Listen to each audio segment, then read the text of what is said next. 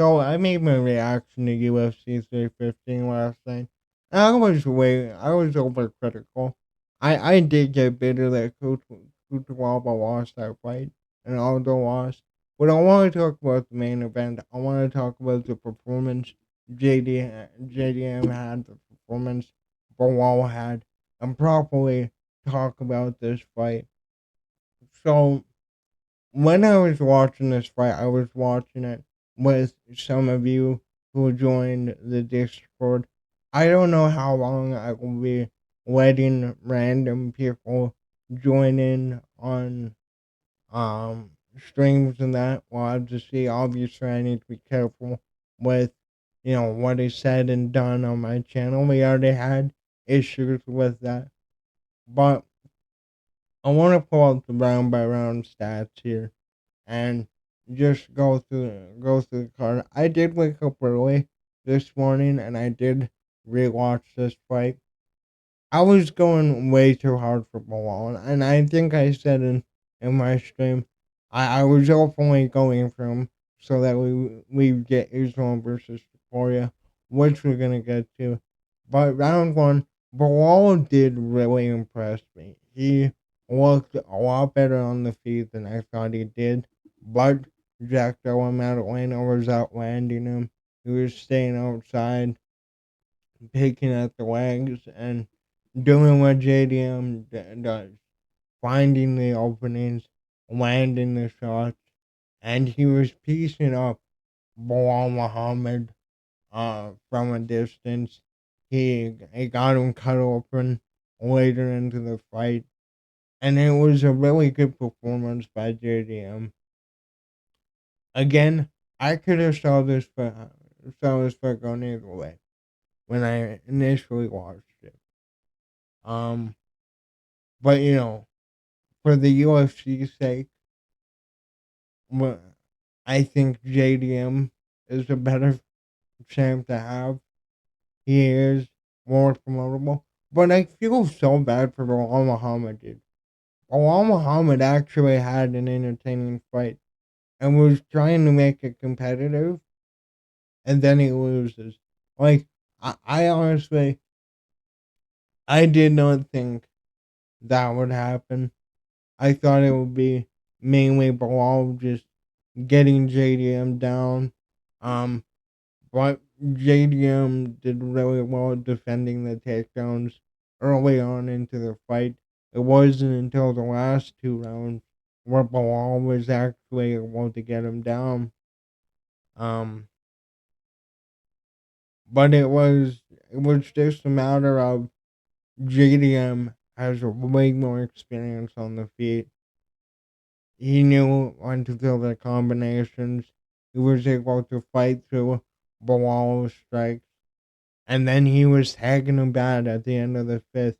And he nearly finished the fight in the fifth round, I feel, when Belal was against the fence and JDM was lighting him up.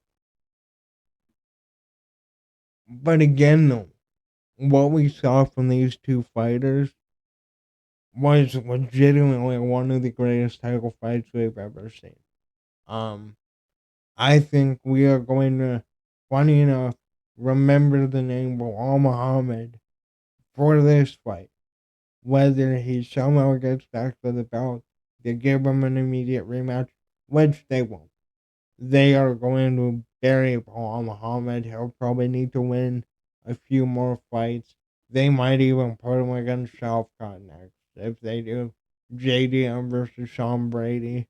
Um, which again, I think Belal versus Shavkat is an interesting fight. Um,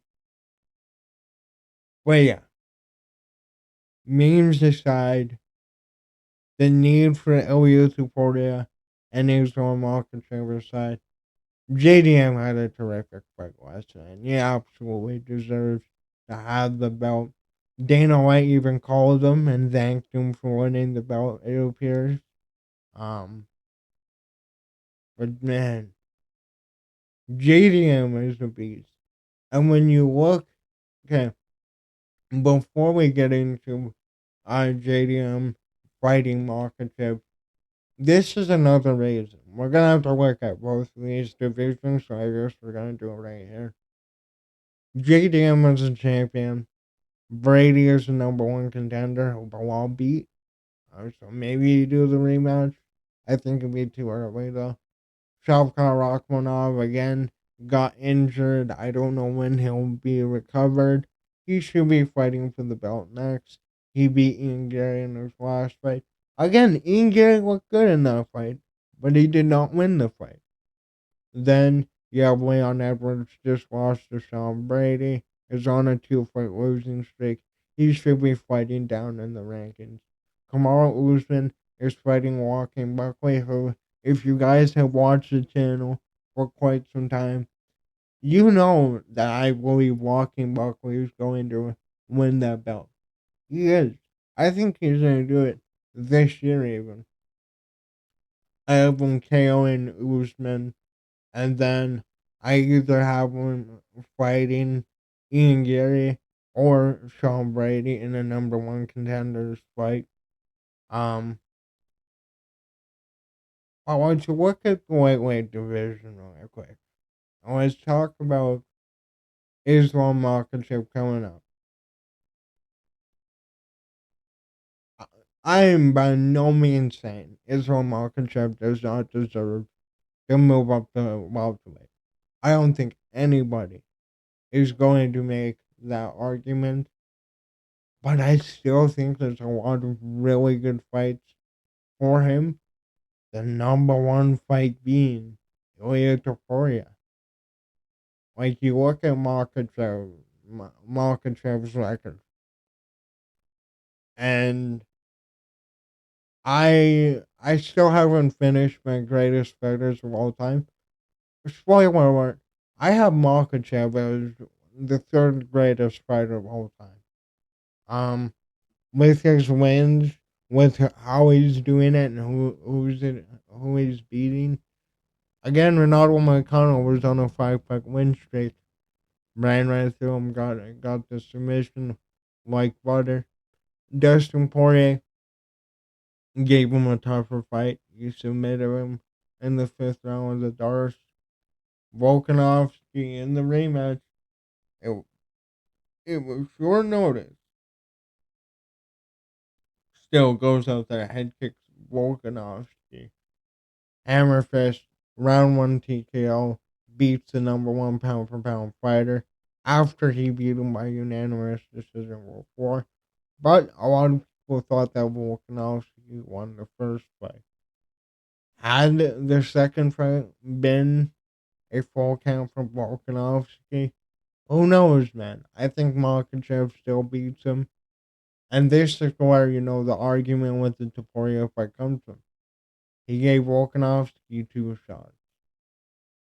Dustin Poirier comes from the featherweight division. Oliveira comes from the featherweight division. He doesn't want to just be featherweight. But like I just said, majority of his wins are guys that came up from featherweight. So it's kind of a mute point, right? I want to save. Yeah, I want to save Topuria for last. Now let's look at it from a JDM perspective.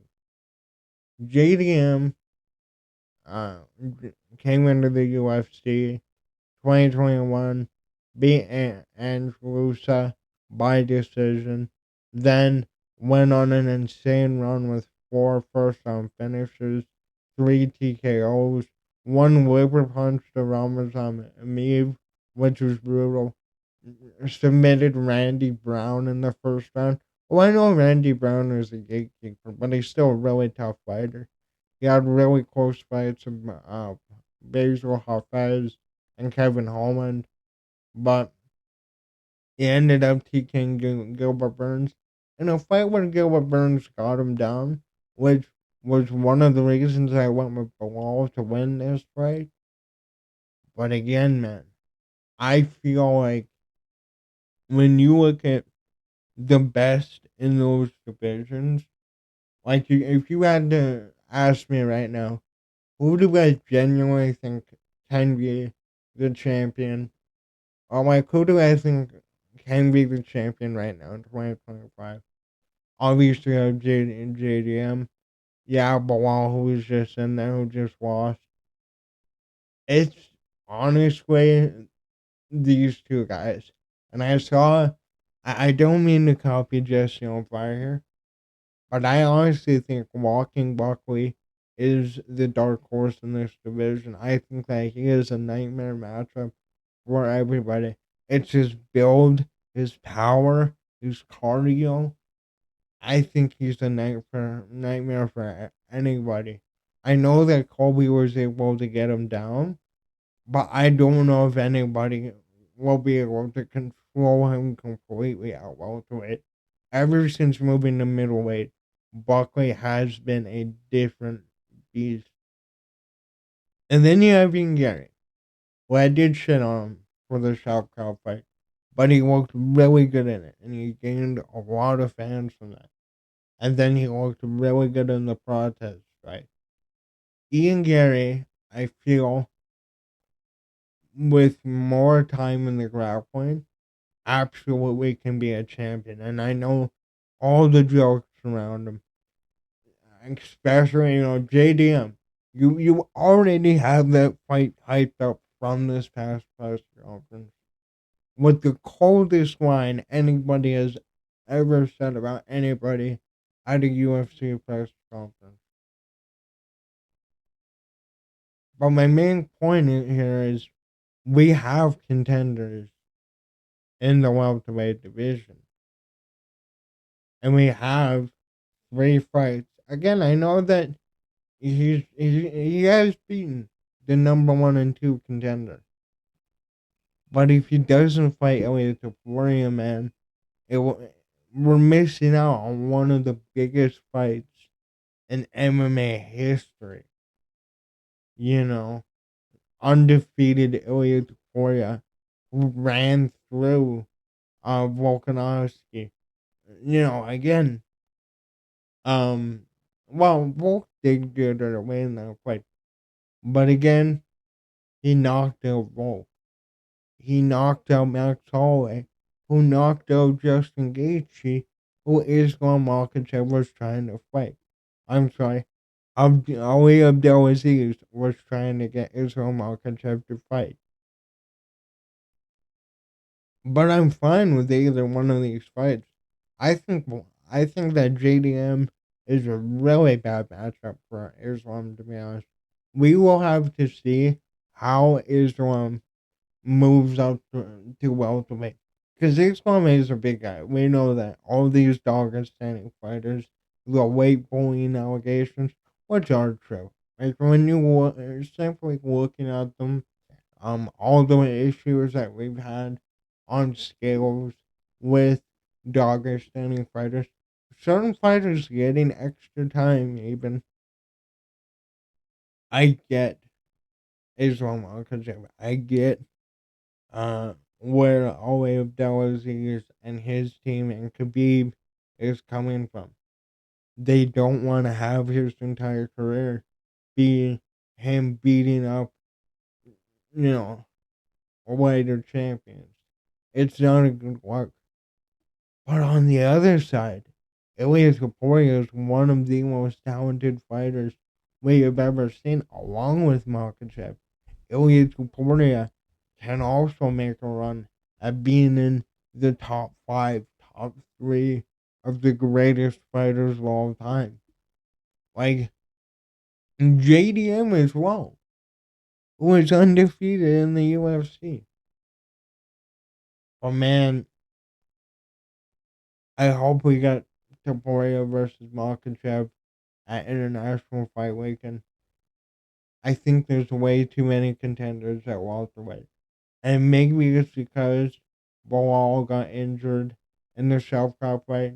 Maybe South Cup would have won back in December, and we would be on a completely different, champion or whatever. I love the fight. Let's have the Topuria fight first. Let's see if Topuria can legitimately become the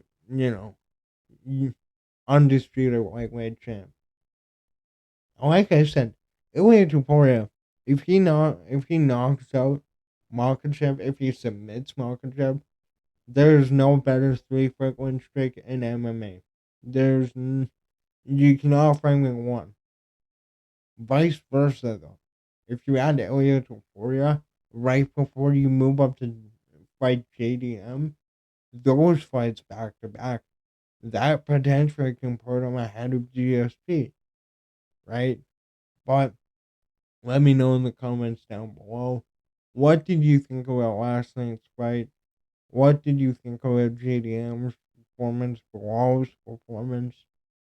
And what do you think we're gonna get? Are we gonna get the Topuria fight? Is it going to be Israel Makhachev versus JDM in Perth, Australia? Dana White did basically confirm that the rumors are true about that. But we'll see. Thanks for watching. Thanks for the support recently. Let me know what you think about all this down below. Later.